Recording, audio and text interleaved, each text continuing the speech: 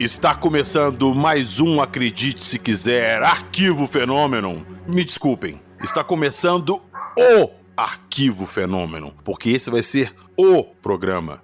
Eu não sei o que realmente eu vou descobrir hoje. Estou junto com vocês, nós vamos descobrir juntos, porque hoje nós vamos voltar em uma análise de um paciente de abdução. Não é mesmo, senhor Ufudjek? Isso aí, Mr. PH. Olha só, PH, eu tô na ufologia há pouco tempo, né? Desde 1995. E nesse tempo todo, eu sempre vejo um manezinho, um mocozinho, falar, porque não tem prova física, porque não tem prova da existência dos OVNIs, dos aliens, não tem prova disso tudo, não tem prova. E aí, hoje temos essa informação aí para esfregar na cara desse povo que fica pedindo provas. Agora eu quero que esse povo venha derrubar o que vai ser apresentado aqui hoje. Eita, mas calma, não estamos sozinhos. Quem tem que estar com a gente aqui hoje para trazer uma coisa preto no branco, ou seria azul no branco, como nós falamos num dos últimos episódios que a gente gravou, não é mesmo, senhor Arthur Gatti? Olá, meus queridos. Talvez hoje tenhamos aqui um contra-argumento para céticos muito bom. E eu digo porque se eu fosse um desses céticos, como médico eu não ia saber explicar o que a gente vai apresentar hoje. Então vocês estão percebendo que o buraco hoje é mais embaixo, né? Então tá, daqui a pouquinho, logo depois da vinheta, se preparem que hoje nós vamos trazer evidências físicas com provas e testes.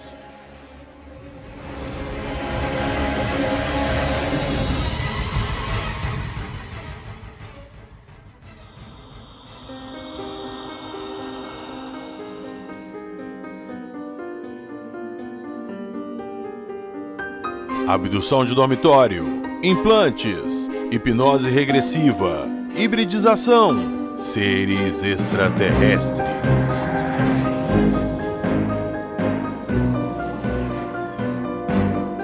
Acredite se quiser.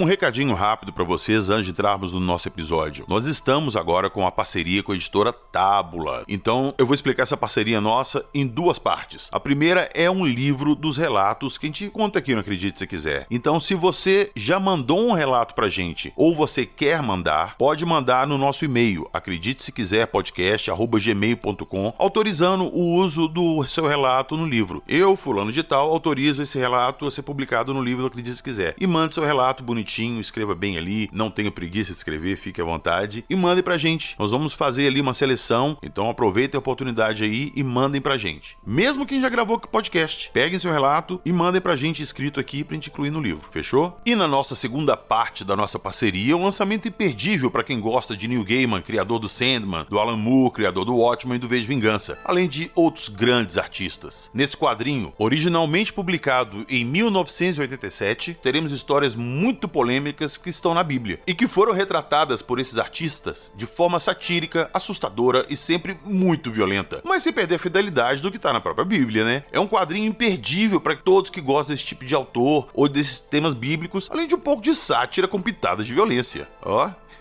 prato cheio. Então, já tá em pré-venda na Amazon e também no Catarse até o início de setembro, que é o lançamento e também o mês da Bíblia. Então, quem quiser garantir seu exemplar, corram lá. Os links estarão na descrição do episódio.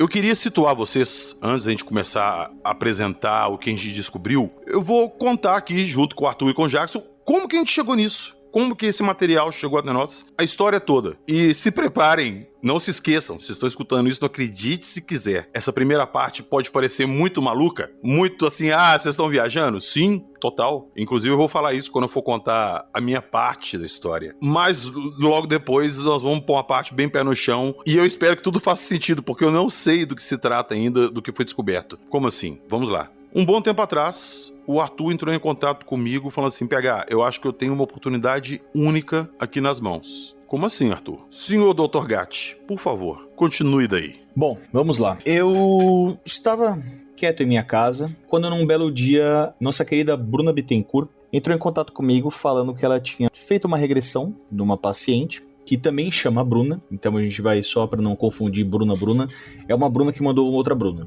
E falou que tinha um caso que ela tinha feito regressão e que talvez essa pessoa tivesse algum implante no organismo. Eu pedi para ela me mandar o contato dessa outra Bruna, a qual prontamente entrou em contato comigo no início desse ano, né, mais precisamente em abril, e eu marquei com ela uma consulta. Não só destrinchando esse passo a passo de como foi a consulta, e dando aqui já a informação inicial que é importante, essa Bruna ela me autorizou a dar todas as informações que eu estou dando aqui, algumas imagens que eu posso ceder para você pegar se quiser colocar na postagem desse episódio. Sim, claro. E ela só me pediu 2 sigilos, o sobrenome dela e a cidade que ela mora.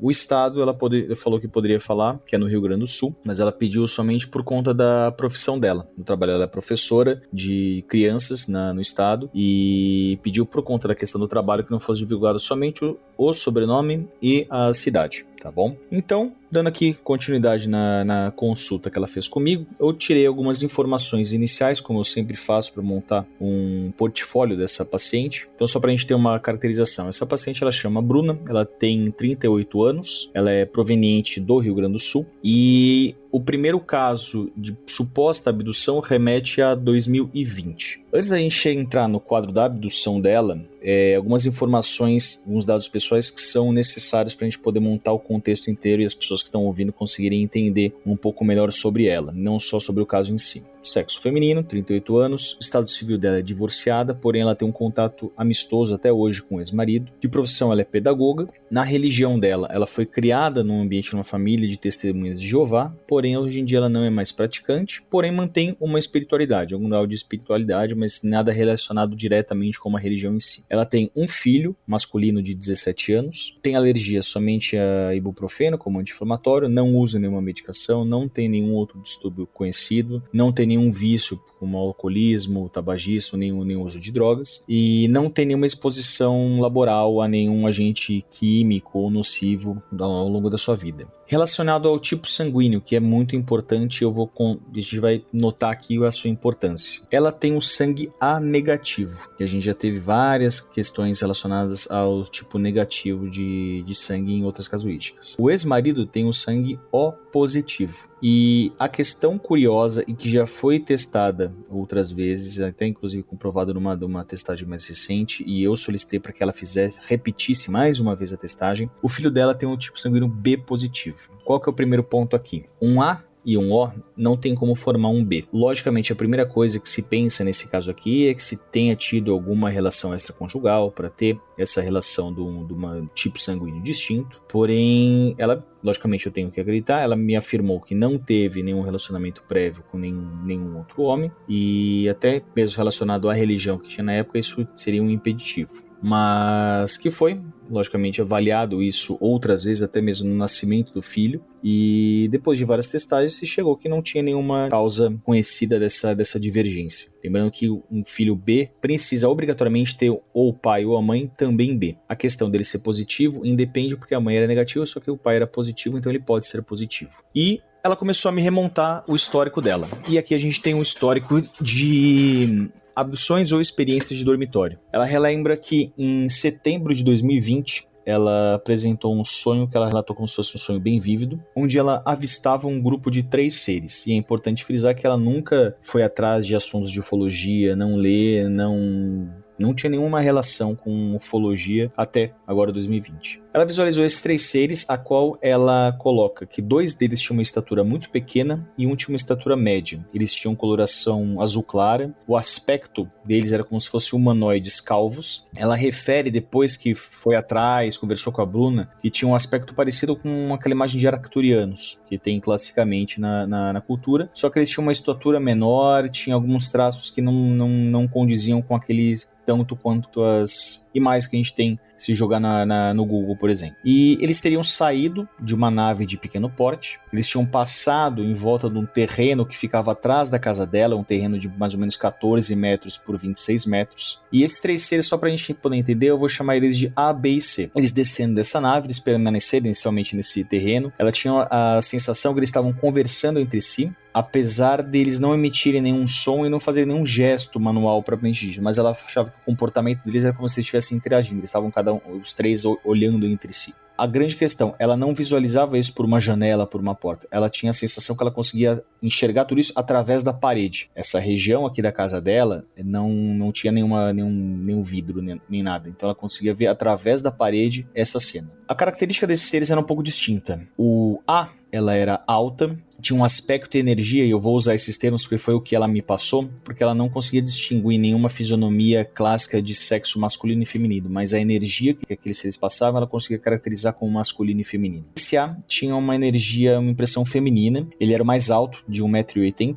mais ou menos, e se comportava, parecia o seu líder daquele grupo, tanto pelo comportamento quanto pela altura. B tinha um aspecto de energia masculina, de 1,20 m, e C possuía também 1,20 m, porém uma característica feminina. Em determinado momento ela estava assistindo esses 3 seres conversando entre si, e pareceu para ela que A, aquele mais alto, deu uma ordem para B ir para um lado e C ir para o outro, sendo que B foi orientado para ir em direção aonde a Bruna estava visualizando. Ela falou que no momento que ela teve essa impressão, aquele ser, o B, se materializou do lado da cama dela. E ao invés dela sentir medo, ela sentiu, e eu vou colocar também as palavras dela, um amor quase que palpável. Ela sentiu paz do espírito, ela sentiu muita calma naquele momento, e ela tinha a lembrança de estar com a mão dela estendida tocando o ser. Inclusive ela estava tão próxima na imagem dela que ela conseguia ver alguns traços bem detalhados. Ela notou que não tinha nenhum traço de boca, mas mesmo assim a mímica facial parecia que aquele ser estava sorrindo para ela, amistosamente. A mão desse ser do B, do pequeno, possuía menos dedos do que um humano. Ela não conseguia lembrar se eram 4, 3, mas ela sabia que eram menos dedos do que um ser humano normal, com 5 dedos. A pele não possuía poros, ela tinha um toque bem gélido quando encostava nela, e a textura parecia para ela como se fosse massa de biscuit. Sabe aquele de fazer artesanato? Eu lembrava para ela essa consistência.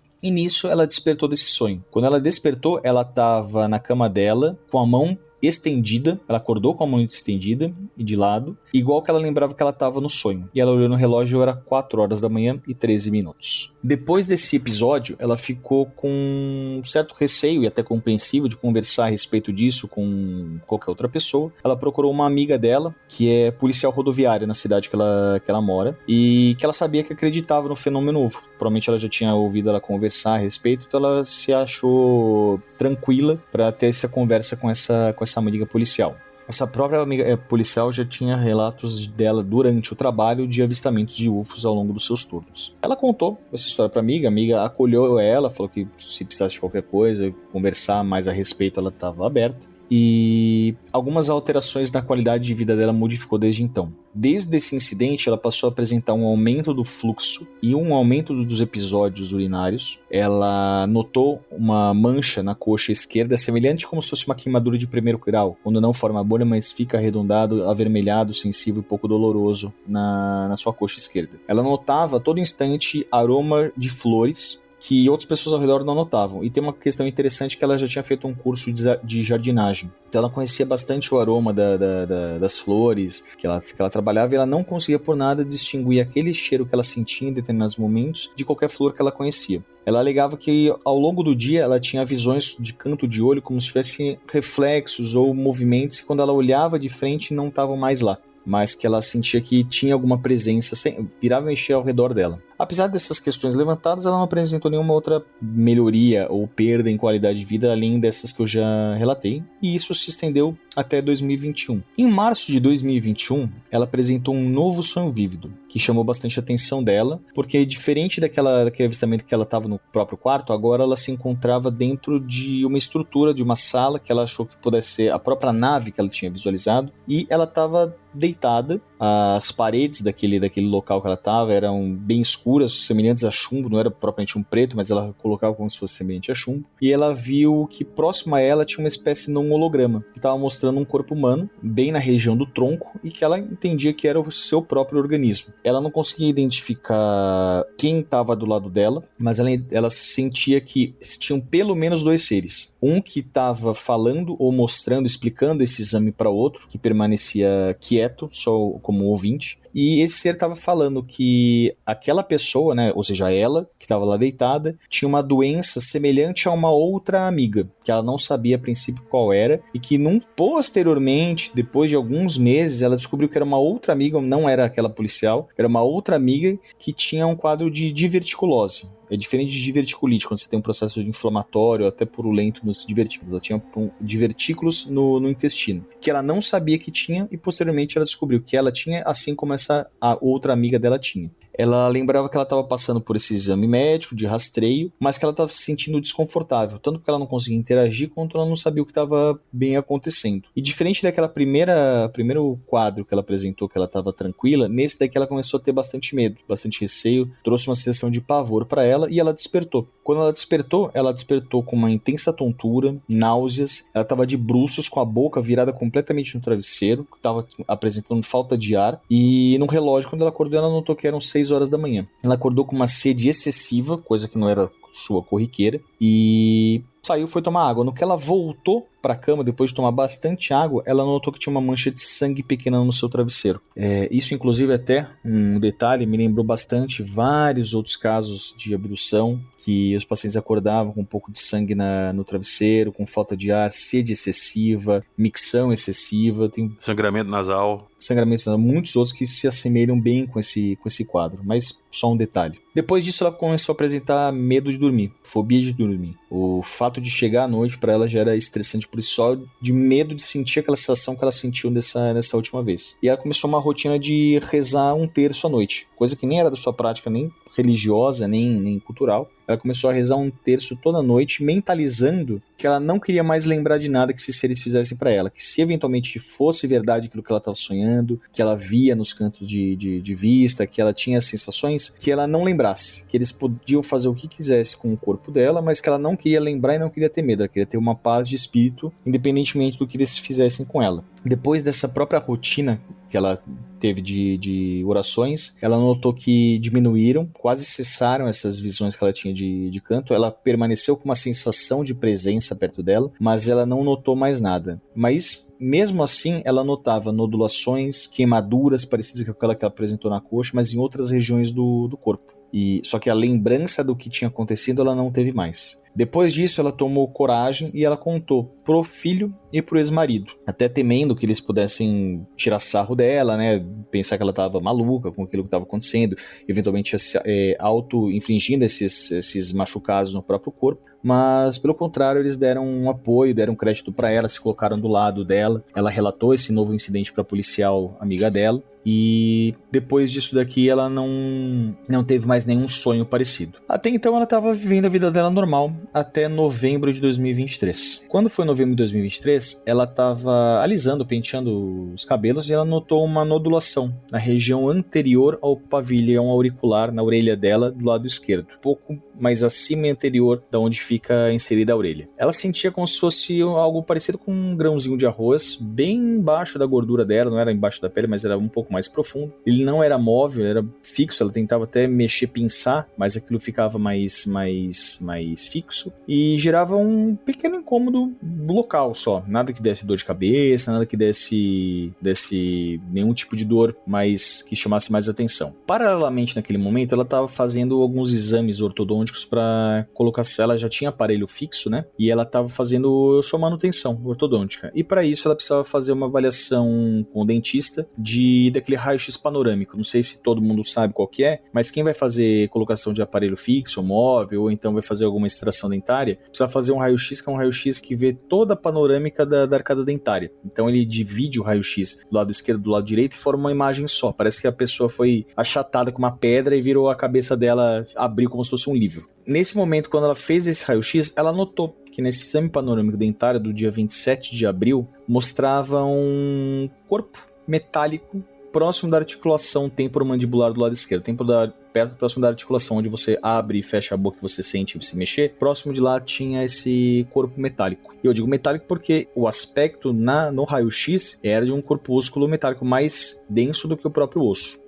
Ela questionou para a equipe de dentistas, para a equipe médica, ela também fazia avaliação. Ela negou que tivesse sofrido qualquer procedimento cirúrgico na arcada dentária ou na articulação temporomandibular, qualquer procedimento estético no local, não teve nenhum evento traumático, tanto que eles até analisaram a pele e viu que não tinha nenhuma incisão nem nada. E eles afirmaram que não tinha nenhuma relação disso também com a colocação no aparelho fixo, até porque nem se mexe nessa região. Ela repetiu esse mesmo raio-x panorâmico no dia 30 de janeiro de 2024. Então a gente está falando aqui de 7 meses de diferença entre o primeiro exame de panorâmica e o segundo. E para surpresa dela e do próprio equipe de dentistas, aquele objeto metálico ele não estava mais naquela posição. Ele estava numa região mais superficial e anterior da face, como se tivesse se mexido daquela área inicial. Ela procurou a equipe médica antes mesmo de sair o laudo desse raio-x, porque ela achou estranho aquela lesão que estava mais superficial, ela não era visível, ela era palpável, mas não visível, e ela estava receosa que pudesse ser algum tumor, algum câncer que estava se manifestando nessa região. Quando ela procurou essa equipe médica, ela foi solicitada uma tomografia para ela, da articulação temporomandibular, da região da mastoide e da região do pescoço. E o laudo que foi dado dessa tomografia foi, e abro aspas agora, identificação de corpo estranho metálico no tecido subcutâneo da região pré-auricular esquerda, medindo cerca de 0,5 centímetro. A infiltração da gordura adjacente, interrogado uma característica inflamatória, sem se definir coleções líquidas na região. E aqui eu faço uma pausa só para eu poder esclarecer um pouquinho dessa terminologia. Quando eu faço uma tomografia, independentemente de ser com contraste ou não, tem algumas coisas que eu consigo visualizar e já definir. Qualquer composto metálico, ele vai brilhar, vai formar um artefato naquela imagem da tomografia. Ou seja, ele vai ficar com um ponto mais esbranquiçado e vários riscos ao redor dele também esbranquiçados, como se fosse um sol. Como se fosse o raio do sol quando uma criança desenha um sol, uma bolinha com vários riscos. Porque a emissão da tomografia faz com que objetos metálicos eles gerem esses raios, né, essa radiação da imagem e, consequentemente, borre toda a imagem ao redor. Processos metálicos fazem isso e a gordura que tem ao redor ela fica mais espessa quando gera uma inflamação, tanto que ele coloca como infiltração de gordura adjacente interrogado inflamatório porque estava mais espessa essa região da gordura ao redor, porém sem coleção líquida. O que significa isso? Era um processo inflamatório, mas não gerava um abscesso, não gerava uma coleção provavelmente com bactérias, porque do contrário teria gás e líquido ao redor desse processo inflamatório, coisa que não apresentava no quadro dela. Depois disso, confrontada com essa tomografia esquisita, com os raios-x que ela já tinha feito e tinha mudado de lugar, isso daqui, ela procurou a internet, algum auxílio no caso de hipnose regressiva, e nesse caso ela encontrou a Bruna Bittencourt, que fez essa regressão nela. Só dando uma pincelada no que ela mesma tinha me mandado, tanto de áudios quanto do relato dessa regressão, ela relembrou que esses seres eventualmente tinham feito uma pesquisa, uma investigação tanto no intestino dela quanto na cabeça. E foi implantado esse artefato que era para cessar, né, para parar eventuais dores de cabeça trigeminal, ou seja, aquela dor de cabeça extremamente intensa que ela não manifestar, mas que poderia eventualmente manifestar no futuro. Aquilo serviria para cessar essas dores. E que o tratamento, entre aspas, que ela já teria feito com esse objeto já tinha acabado e ela poderia remover o objeto se ela quisesse. Então ela já tinha a permissão desses seres para fazer uma ressecção desse objeto caso ela tivesse vontade. Esse objeto a princípio teria sido colocado na região da nuca dela e migrou até essa região. Isso relacionado, o que eu estou dizendo, é o que a hipnose acabou revelando para ela, e tinha se instalado do lado esquerdo e que agora não possuía mais nenhuma função e se ela não fizesse nada, sairia de forma espontânea. A Bruna acabou me passando, como eu falei, o contato. Eu fiz essa primeira consulta para ela e como ela morava no Rio Grande do Sul, eu tinha me colocado à disposição para fazer a ressecção cirúrgica dessa lesão e submeter tudo isso aos estudos devidos.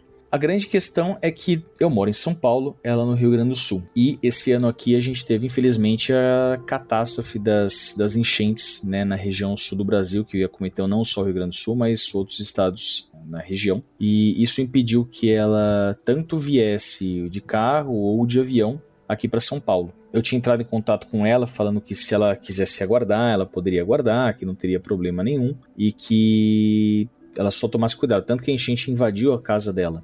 Ela perdeu boa parte dos móveis, graças a Deus não aconteceu nada com a família dela, mas ela perdeu boa parte da casa e dos móveis dela com essa enchente. E ela entrou em contato comigo no dia 7 de junho, agora de 2024, falando que aquela lesão que antes não era visível, tinha se tornado aparente, estava elevada na região da face dela, estava arroxeada e estava com bastante dor. E ela não conseguia chegar em nenhum hospital por conta das enchentes. Lá estavam atendendo praticamente as emergências, né? Os poucos hospitais estavam funcionando ou estava servindo de abrigo para a população que tinha ficado sem casa. E ela e o próprio filho tinham tentado remover manualmente, espremendo como se fosse uma espinha. Ela falou e gravou, inclusive, o vídeo do filho tentando espremer e ele fez uma pequena expressão, coisa menor de força do que seria para espremer uma espinha, e aquele objeto saiu espontaneamente junto com o sangue. Ficou um orifício no rosto dela. Depois que aquilo lá saiu, quase que espontaneamente, ela sentiu um grande alívio, como era já esperado pelo processo que estava bem arroxeado, então eu imagino que estava bem inflamada aquela área.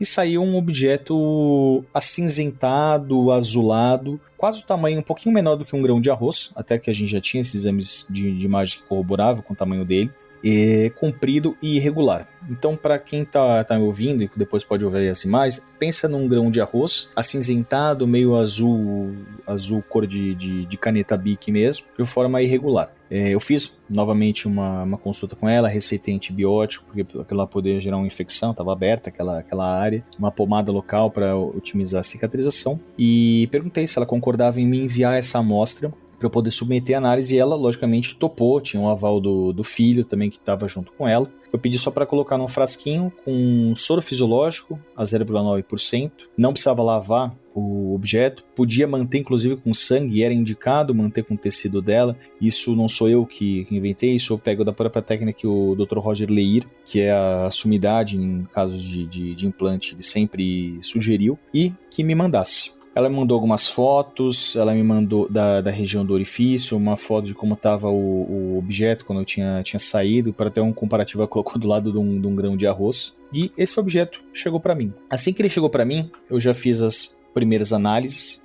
As análises iniciais que eu vou falar para vocês é que era um objeto realmente com a mesma característica que ela tinha me falado. Ele tinha uma medida de 4 milímetros. Ele tinha algumas características bem peculiares, que uma das pontas dele parecia que tinha uma bolinha bem circunscrita, bem perfeitinha, muito parecido com a ponta de uma caneta fotográfica. A outra extremidade tinham 2 bolinhas mais enegrecidas, menores do que essa daqui, que se alguém pensar numa coruja, é como se você está vendo a cara de uma coruja, né, para vocês terem o entendimento de como se manifestava. E essas são as características físicas iniciais dessa primeira análise. Eu coloquei isso, logicamente, numa balança de precisão. Ele tinha 0,04 gramas. Eu coloquei isso sobre a luz negra, ela não tinha nenhuma interação com a luz negra. Utilizei um microscópio de dermatoscopia, então eu conseguia ver uma análise aumentada, áreas de uma coloração mais acinzentada, áreas mais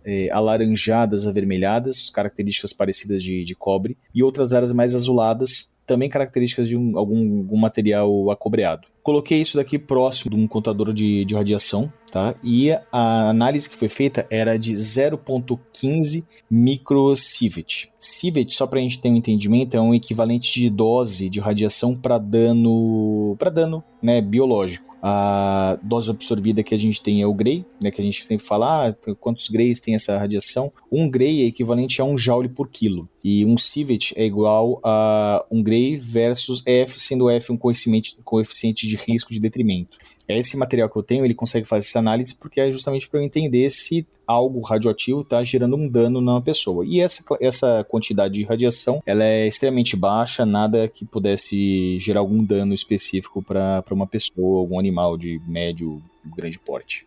Coloquei isso próximo de um ímã para ver se ele tinha alguma atração, e ele não interagia de forma nenhuma com ímãs. Acessado essa análise, eu fragmentei esse corpo, e parte dele eu mandei para uma análise anatomopatológica. E é importante que eu faça isso daqui, porque eu primeiro preciso esclarecer se aquilo tem uma relação com alguma doença dessa paciente, em primeiro caso, logo de cara. A análise anatomopatológica, ela chegou para mim como um tecido conjuntivo com material amorfo, enegrecido, refringente, compatível com corpo estranho, na região da pele. O que isso daqui quer dizer? Que tinha realmente um material com células ao redor dele inflamatórias, gerando uma reação de corpo estranho. Ou seja, o organismo dela estava tentando, através do sistema imunológico, comer, entre aspas, né, falando aqui um português mais claro, comer ou expulsar esse material. E pegou esse material aqui, eu precisava fazer uma análise química.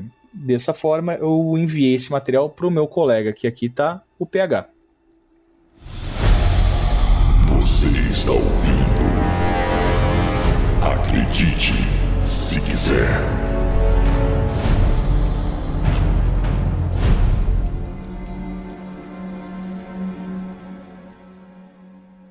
Vocês escutaram a primeira parte com o Arthur. Como é que isso foi parar na nossa mão? Então tá. O Arthur entrou em contato comigo, me contou essa história que vocês acabaram de escutar. Até aí eu sei, ou suponho que eu sabia o que poderia ser. Porque a gente tá falando de um implante, né, Arthur? A gente teorizou ali que aquele ali seria um implante de rastreamento de alguma coisa, enfim. Era alguma coisa implantada nela. Beleza. Arthur, me manda o material aqui. Meu pai é engenheiro químico. Ele, na empresa que ele trabalha lá, ele tem um laboratório de análises físico-químicas, então me dá a composição todo o material. Foi lá que eu mandei o meteoro que o Rodrigo mandou pra gente, que eu mandei fazer análise. O Arthur mandou esse material pra mim, eu ainda falei com ele, ele queria mandar de início, esperar, que ele solicitou que o material voltasse da análise patológica, pra mandar tudo pra mim. Eu falei, Arthur, me manda a metade que você tem, e até bom que a outra metade fica aí de backup de segurança. Ultimamente tem acontecido umas coisas bem estranhas com a gente, eu não vou entrar em detalhes aqui agora para não alongar muito, mas tem meio que a impressão que a gente tá sendo vigiado, né? Mas enfim. Então, pra não correr risco de alguma coisa sumir, ficou metade, me manda metade. Chegando a minha metade aqui, eu te dou ok, e aí você deixa a sua metade aí, se precisar eu te falo. O material chegou pra mim, eu abri, era uma caixinha de lente de contato com soro e alguns fragmentos de um cinza meio azul, meio cobre, igual a tudo escreveu. Eu mostrei pro meu pai, aí ele falou, eu não sei se aqui é suficiente, eu vou levar o pessoal do laboratório e ver o que eles falam. Chegou lá, ele me ligou e falou, o material é insuficiente para fazer a análise que a gente precisa. Ah, você precisa de mais quanto? Ah, não, você mandar mais isso aqui, me manda a mesma quantidade que você me mandou dessa vez, eu consigo fazer a análise. Poxa, o Arthur tem metade do material lá. O que eu fiz? Arthur, manda metade do material que tá aí com você, porque a outra já tá aqui comigo, não vai ter problema nenhum de perder nem nada, se perder a gente tem a segurança que já tá aqui, que eu mando pra ele pra fazer a análise completa. Pode ser? Pode. O Arthur foi e mandou isso pra mim. Isso chegou numa sexta-feira, então eu não ia ver meu pai até a segunda-feira. Deixei quieto lá, aí no domingo à noite, eu tava conversando com o pessoal no grupo do WhatsApp lá. Aí eu falei assim, deixa eu separar o material aqui de uma vez pra mandar pro meu pai analisar. O Arthur, dessa vez, ele mandou um potinho pra mim, com uma gaze pregada com esparadrapo na ponta e esse objeto dentro de duas gases também lá dentro. Esses dois objetos, eram 2 fragmentos, né, Arthur? Mandou isso pra mim. Então o que eu fiz? Eu peguei numa mesa, botei uma luz em cima, porque os objetos são fragmentos pequenos. Lembre-se que a gente tá falando da metade de alguma coisa um pouquinho menor que um grão de arroz, tá? Então ali seriam 2/4 do negócio que estariam na minha frente. 2 pedaços praticamente do mesmo tamanho que o Arthur mandou. Eu abri esse material, coloquei numa folha branca em cima e fui abrindo, botei luva, todo o cuidado, e abri, peguei com pinça a primeira parte, o primeiro material, e coloquei dentro de um Stempendorf, aqueles tubinhos, os famosos pino de mano, sabe? Que o pessoal usa esse dia para colocar cocaína e vender aquilo, não, o uso daquilo é para colocar material, amostra. Eu tenho alguns guardados aqui para quando precisa, então peguei, coloquei ali, tudo esterilizado, tudo novinho, a pinça, esterilizei ela toda, peguei o primeiro fragmento, coloquei lá dentro, o outro fragmento estava em cima do papel que o Arthur mandou, em cima de uma folha branca, com uma luz em cima, eu tinha a visão total dele, a única coisa escura ali era ele. Eu fui com a pinça para pegar ele, quando eu peguei ele com a pinça, eu levantei para colocar no Stempendorf, não tinha nada na pinça. Falei, não peguei. Quando eu olhei pro papel, o pontinho lá fez assim na minha frente. Ele estava lá e fez assim, ó, puf. Eu falei isso com o Arthur, na mesma hora eu mandei uma mensagem pra ele, pro Jackson apavorado. Falou-se tremendo, inclusive. Cara, olha só, eu vou abrir um pequeno parênteses aqui. Quando a gente escuta esse tipo de coisa, de relato de a pessoa retirou um implante e guardou num vidro, eu já contei isso aqui em um episódio, de uma pessoa que tirou um implante, colocou num vidro pra trazer, mostrar, mandar analisar, e passou um tempo, quando ela olhou dentro do vidro que estava fechado, não tinha mais nada lá dentro, nada, sumiu. A gente escuta várias vezes isso, mas uma coisa é você escutar, outra coisa é você presenciar. E eu vendo aquilo, eu tava de olho nele pra pegar ele e colocar lá, ele estava lá e de repente, puf, sumiu. Era como se aquilo fosse alguma coisa ligada na tomada que alguém desligasse e ele sumiu na minha frente. Na hora eu entrei em desespero e antes de mandar mensagem pro Jacques e pro Arthur, eu chamei minha mulher, acendi a luz, mais luz no quarto, coloquei luminária, peguei mais lanterna, ela me ajudou a olhar em volta se tinha alguma coisa, não tinha nada.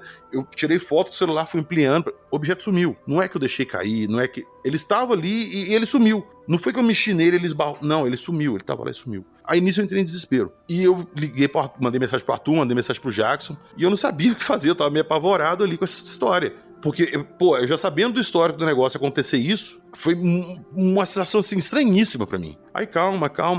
Aí o Arthur virou pra mim e falou assim, ô PH, manda a foto do outro fragmento que tá lá no Stempendorf pra mim ver, o que tá lá dentro. Só tinha um lá dentro. Só tinha um, tá? O outro tinha sumido. Quando eu peguei o Stempendorf pra tirar a foto, pra mandar pro Arthur, haviam 2 lá dentro. 2. Ah, o pedaço que você colocou lá dentro deve ter partido. Não, porque eram 2 do mesmo tamanho. Eu vi os 2 aqui, vamos colocar assim. Foi como se ou o objeto tivesse se multiplicado em 2, ou se o que tinha desaparecido apareceu lá dentro. Eu já tinha, nesse inteirinho todo, nesse meio tempo todo, eu já tinha mandado mensagem pro meu pai falando assim, ó, eu não consegui mais aquele tanto todo. Mandei uma foto pra ele e falei, só tem mais isso. Se juntar com o que tá lá no cofre da sua empresa, dá pra fazer análise? Ele falou assim, não dá. Aí, putz. Ô, gente, o cofre que tá lá é só por causa de amostra de cliente, tá? Não tem nada de valor lá, não. É bom deixar bem claro. Aí eu falei com ele, então faz o seguinte, segunda-feira traz pra mim de volta, então, o que tá lá. Aí eu mandei mensagem pro Arthur, falei, Arthur, eu preciso... Olha como é que são as coisas. Eu precisava da amostra que você mandou inteira pra mandar fazer uma análise. Eu só tenho metade do que você mandou, eu não consigo fazer análise. Ou seja, aquele pedaço ter desaparecido naquele momento me impediu de fazer análise. Tá, beleza, depois apareceu um outro ali e tal, mas eu já fiquei tão assim, o Arthur falou assim, manda pra mim de volta. Manda pra mim de volta que eu vou dar meu jeito aqui, eu vou rebolar, pago o exame, morro nessa grana, mas a gente vai ter análise disso aí feita. Eu vou mandar fazer. Aí o Arthur falou assim, então manda pra mim via Sedex, mas seja discreto. Eu não vou falar como é que eu mandei como é que eu fui discreto, eu vou deixar a foto no Instagram, vocês vão lá no Instagram e veem, eu fui discreto demais. É aquela coisa, você quer esconder alguma coisa muito bem de alguém? Deixa na cara dela. Exato. Vocês vão lá e matem a curiosidade como é que eu fiz. Mas aí mandei de volta pro Arthur. O correio ficou em greve, né, Arthur? Demorou quase 10 dias pra chegar lá pro Arthur de volta. Demorou quase 10 dias na ansiedade, não tinha atualização de nada. Eu já e a gente já começando a pirar na conspiração que os MIB roubaram o trem. Estão dando desculpa que o correio tá de greve. Mas enfim, chegou lá. Enfim, chegou a amostra. Calma. Então antes de você entrar nessa parte, eu só quero deixar bem claro que quando você chegou lá pra você falou assim, estou enviando pra análise. O que eu te falei a primeira coisa? Eu falei, Arthur, por favor, peça eles para verificar dentro do Stempendorf os 2 pedacinhos que estão lá dentro. Se eles são iguais, perfeitos, assim, simetricamente, mesma composição, formato, tudo, peso, tudo. E se tem realmente 2 lá dentro ainda, né? Porque aquilo pra mim tinha sumido, multiplicado, voltado. Então, quando eu falei pra vocês no início que eu não sabia o que era, é isso, eu não sei o resultado dessa análise. Ontem, o Arthur mandou mensagem pra gente lá no grupo e falou assim, ó, senhores, temos o resultado das análises. E você usou uma expressão lá que me deixou muito curioso, eu não quis perguntar na hora, e você falou assim, e com material preservado. Exato. Pois é. Então, o Arthur na hora falou assim, vocês querem saber o resultado da análise? O Jackson, bocudo, falou, eu quero. eu não quis saber, eu quis guardar pra agora, pra junto com vocês eu descobri, eu não sei ainda o que foi descoberto na análise, o Arthur chamou o Jackson privado e contou pra ele. Então eu não sei. Arthur, vamos lá, por favor. O que você descobriu nessa análise? Bom, essa análise aqui eu tinha mandado para um laboratório que fica numa cidade próxima aqui de São Paulo. Ela conseguiu fazer toda essa análise sem precisar deteriorar demais o material, e é importante que a gente fale isso, porque geralmente quando você faz, até o PH pode dizer melhor que eu, você acaba destruindo boa parte, se não todo o material. Sim. Né, para você poder fazer essa análise. Existem alguns métodos que você consegue preservar, eles são eventualmente um pouco mais caros. Eu tinha solicitado para eles que, se fosse possível, por conta da quantidade do tamanho, que assim eu fizesse. E eles conseguiram fazer por via de fluorescência de raio-x. Então teve uma preservação desse material.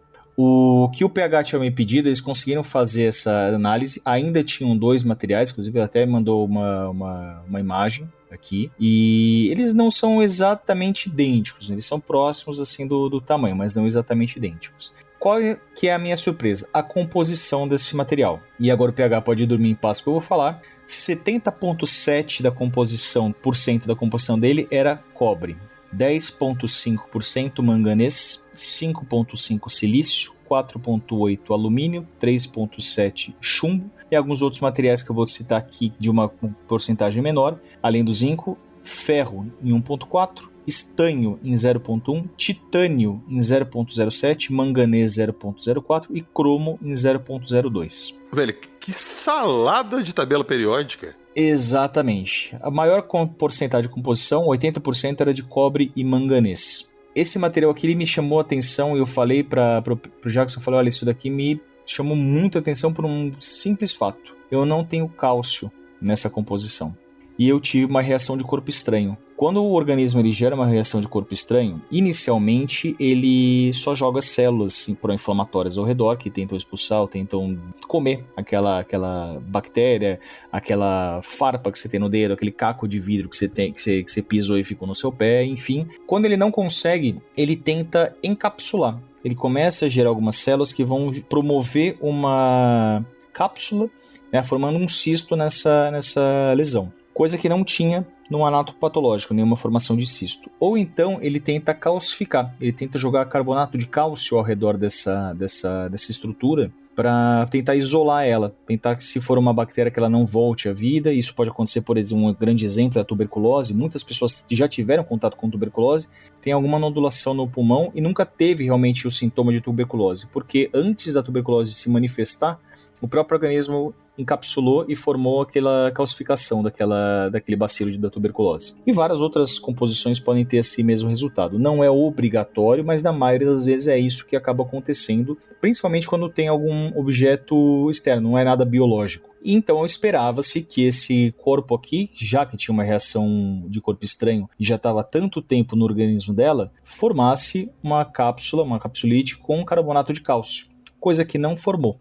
O que leva a entender que esse material aqui ele estava impedindo que fosse formado o carbonato de cálcio, que não é esperado para nenhum material, principalmente cobre. Se você coloca cobre no organismo, você eventualmente e não tira, você vai ter uma calcificação. Se você tem um objeto com manganês no organismo, você vai ter essa calcificação. A gente tem vários compostos de uso médico, por exemplo, de implantes, até o próprio DIU de cobre, que a gente não coloca propriamente dentro do corpo, a gente coloca somente no útero da mulher, mas se você deixa ela e não troca, ou uma infecção vai acontecer, ou isso deve começar a ter partículas de formação de carbonato de cálcio. E esse objeto não tinha nada, 0% de cálcio na sua estrutura. O que pode formar isso daqui, de um ponto de vista médico, de doença, de qualquer outro objeto acidental? Nada que eu tenha conhecimento. O Arthur, esse objeto, essa composição dele, é uma composição assim atípica, igual eu falei, são muitos elementos,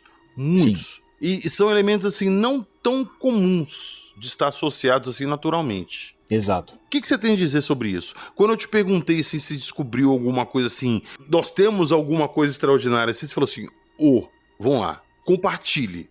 Não tem nada de doença que possa ter causado isso para ela, formação biológica natural que possa ter essa relação, nenhum procedimento dentário que ela tenha feito poderia ter causado, até porque não estava nem dentro da mucosa ou da musculatura da boca, isso estava na região abaixo da pele. Isso não tem como ser formado de forma espontânea, com alguma alteração metabólica dela, juntar essas estruturas. Absolutamente nada do corpo humano pode gerar ou provocar essa formação. Ela não tinha nenhum tipo de incisão no organismo dela que pudesse gerar algum tipo de trauma. Não é um objeto, alguma coisa que você possa ter em casa, um brinco, algo do gênero que possa porventura ter furado o corpo dela, não ter sentido e ficado naquela região com todos esses componentes aqui.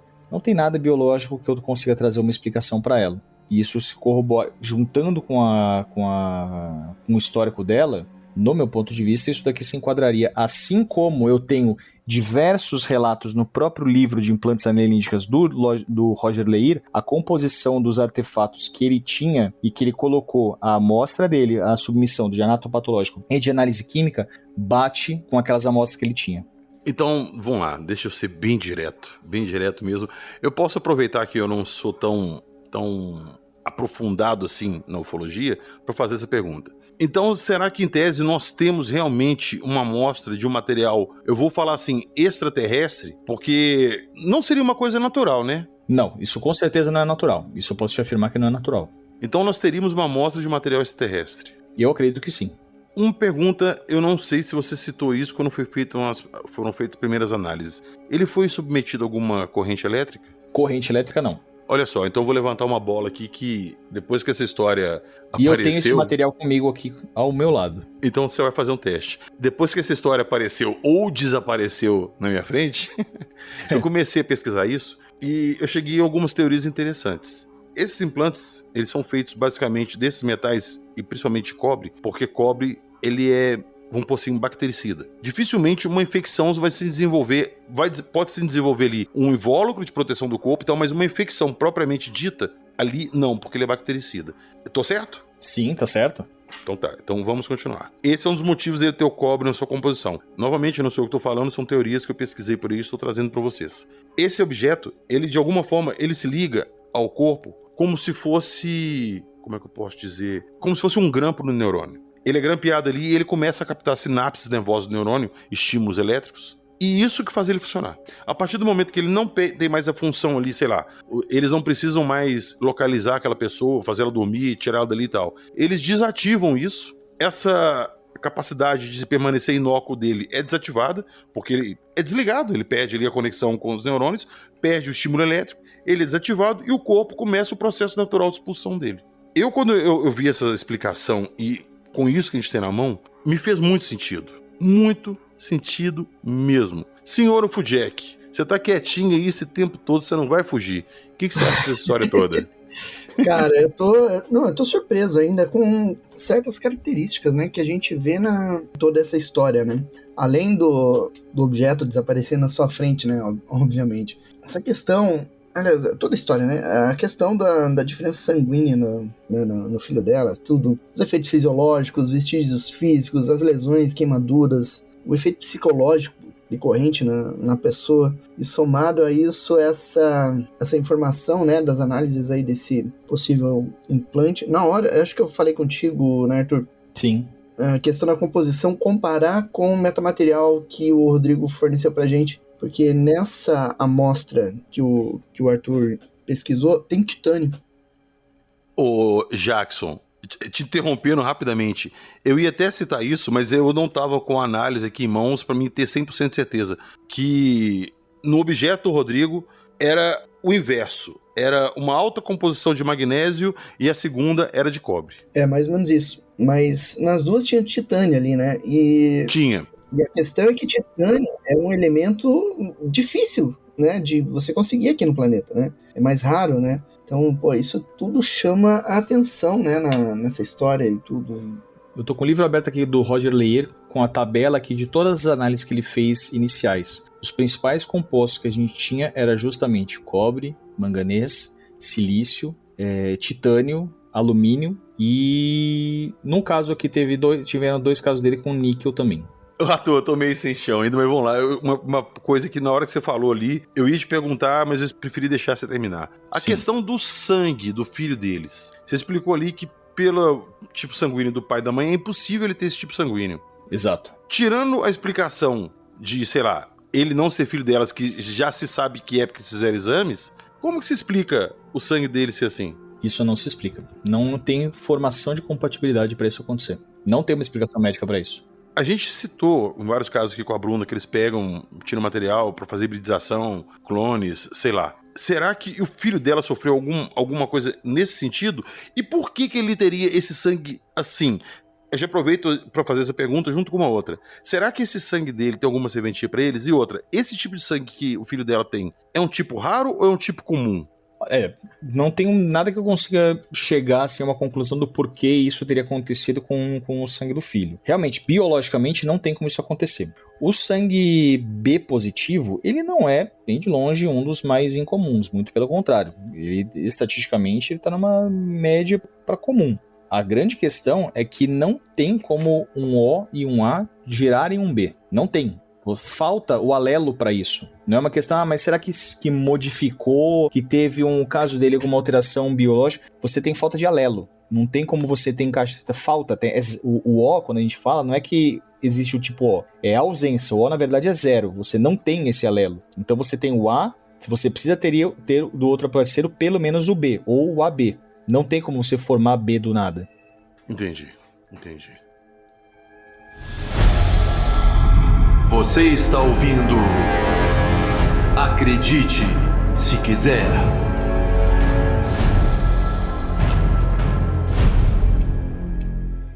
Então foi isso. Então hoje nós trouxemos um caso aqui que dessa vez nós temos as provas aí. Se alguém que quiser entrar a fundo nisso e pesquisar isso a fundo, quiser cópias das análises que a gente fez, de tudo que a gente tem aqui, menos o material, claro, a gente entrega e compartilha pra gente tentar descobrir o que é isso. Falar agora que tudo é baseado em achismo e que não tem provas, não. Nós temos uma prova. Eu tive essas provas nas minhas mãos durante um tempo. Sumiu, depois voltou, enfim. Fica aí essa história, fica aí pra vocês pensarem. E outra, isso aí pode estar acontecendo com muita gente que não compartilha, que não conta, que acha que às vezes tá ficando maluco. Quando eu tava aqui, que o negócio sumiu na minha frente, a primeira coisa que eu pensei foi, eu pensei isso. Ninguém falou, eu pensei, eu estou ficando maluco. Eu falei lá no grupo que, de repente, às vezes eu tô mega cansado, cheio de coisa na cabeça e, sei lá, alguma coisa aconteceu, o negócio sumiu. Você começa a se questionar se aquilo é real ou não. Exato. E dessa vez aí nós temos aí, eu falei com você, né, Arthur? Brinquei que você falou que tinha análise, tinha tudo. Eu falei, pô, pelo menos eu tenho agora a confirmação que eu não tô maluco, saca? Que não é uma coisa comum, que não é uma coisa assim, usual. Mas você me jogou a questão de estar maluco, porque nenhuma dessas coisas aqui eu consigo dar uma explicação lógica pela biologia que a gente tem.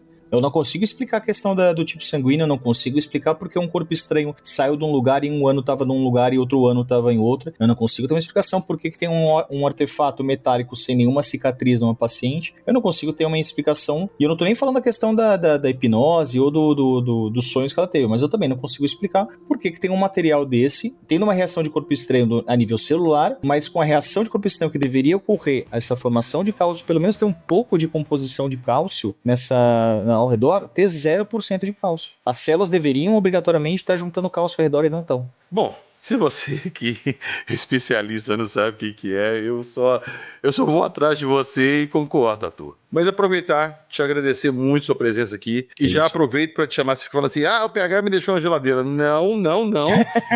Eu quero você de volta aqui para te gravar. Inclusive é a terceira parte de implantes. Nós temos mais histórias também, né? Perfeito, de alguns temos sim. casos chegarem para você e nós vamos trazer isso aí num próximo episódio. Tamo junto. Valeu.